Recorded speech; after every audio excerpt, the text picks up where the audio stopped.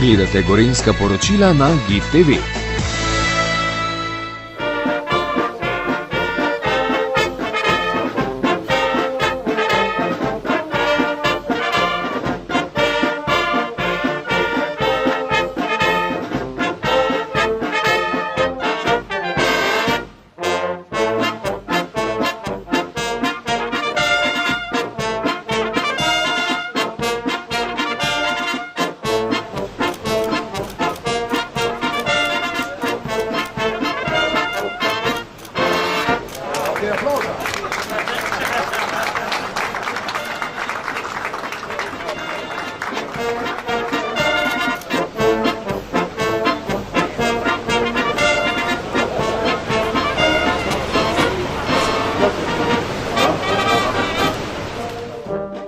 Vido Jagodic, direktor Gorenjske gradbene družbe, vi ste izvajalci projekta, stoletnega projekta, kot ga je poimenoval župan občine Cerklje, Franc Čebulj. Kako je pravzaprav potekala gradnja? Ja, gradnja je potekala, se sami vemo, v kakšnih okoliščinah. Začel se je normalno, sicer je bilo nekaj težav z zemljišči, kar je tudi že gospod župan omenil. To so uspešno rešili. Največ problem je pa bil, kot vemo, COVID. Takrat je bilo problem dobiti materijale, ustrezne. Tudi za določen čas smo mogli ustaviti, vse to vsi vemo, kako je bilo. V ostalem času so pa dela potekala dokaj normalno. In koliko vas je bilo na tem gradbišču oziroma tukaj, ko se je gradila ta vodarna? Ja, bilo je precej ekip, različno od letnega časa, kar sem že prej omenil, od same dopustnosti, kar smo lahko delali. Tako da je odvisno od samih del, na katerem delu se je delal koliko. Glede na to, da letošnje razmere niso bile povsem ugodne, verjetno tudi ne za gradnjo tega vodooskrbnega sistema? Ja, glavnina se je končala že v lanskem letu, februarja je bilo že uporabno dovoljenje, tako da so bila samo še zaključna dela v letošnjem letu.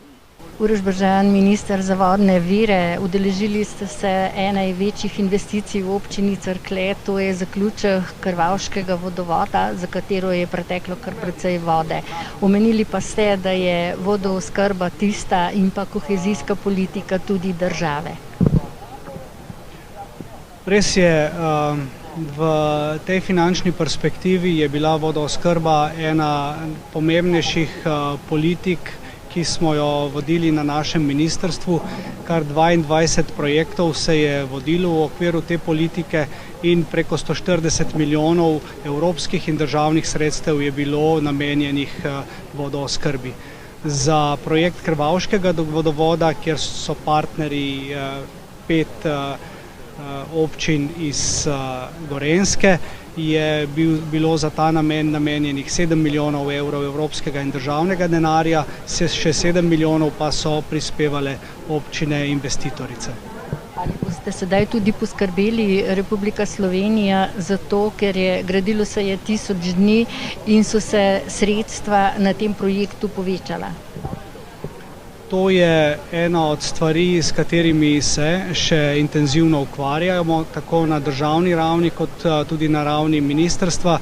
Jaz verjamem, da bomo v dialogu z občinami, investitorikami in tudi z ministrstvi našli pravi prijem, da se spopademo tudi s temi podražitvami in verjamem, da bomo našli pravi način, da tako občine kot država ta projekt tudi na finančni ravni zaključimo tako, kot je potrebno. Janez Črne, podžupan mestne občine Kranj. Glavni nosilec današnje investicije Krvavškega vodovoda je občina Cerklje. Ste pa nekatere občine partnerji v projektu, katere in med njimi je tudi mestna občina Kranj.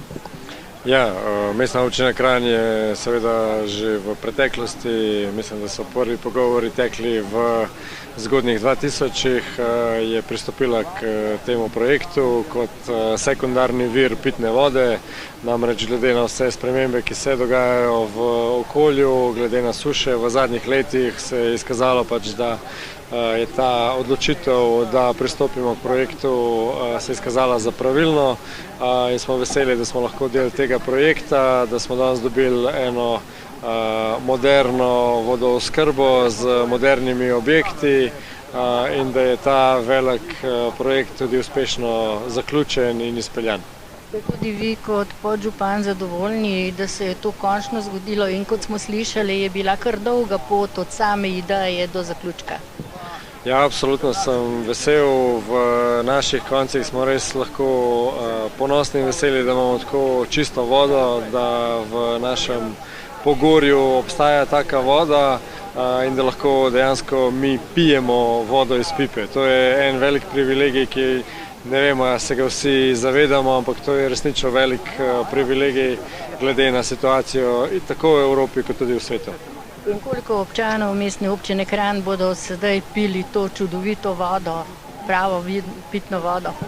To je v bistvu en od sekundarnih virov naše vode.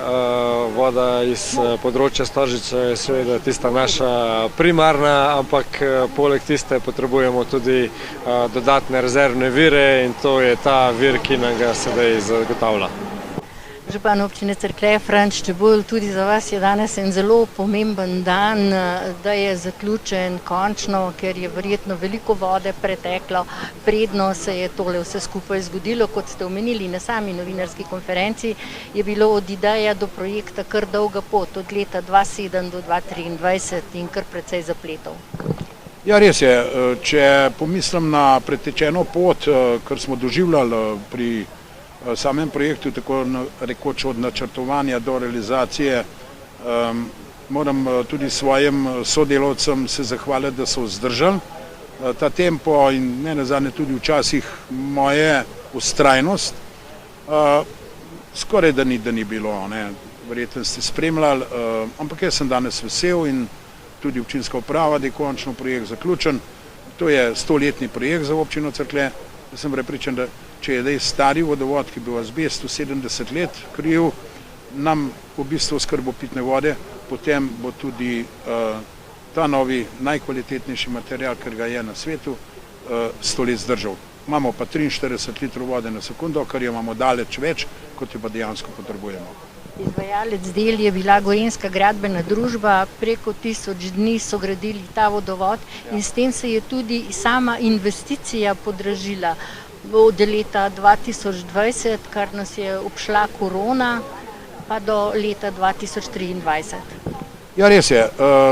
Glede na to, da je indeks zelo nizek, glede na projekt, če spremljamo druge projekte, pa tukaj ne gre za to, da bi zagovarjal toj podržitve Gorenjske gradbene družbe, gre za nekaj manj kot 600 000 na tako rekoč 12 milijonov samega projekta in vsekakor moram povedati, da smo projekt gradili na ključ, kar pomeni to, da je indeksacija, kar jo pa zaenkrat, če Ministrstvo za okolje in prostor ne priznava. Tako da oni zahtevajo analitičnost, prikaz dejansko podržitve, kar je tudi to logično, to da upam, da tako kot smo povedali na tiskovni konferenci, da bo tudi ta vprašanje v kratkem rešeno. Poleg mestne občine Kranj, katere občine še sodelujejo v samem projektu, kateri so še partnerji? Kranj, Vodice, Komendo in mi kot nosilci Cerklje. Moj Triglav, moj dom, kako si krasan, kako me izvabljaš iz nizkih ravan, po letni vročini na strme vrhe, da tam si spočije v samoti srci, kjer potok izvira v skalovju hladan, moj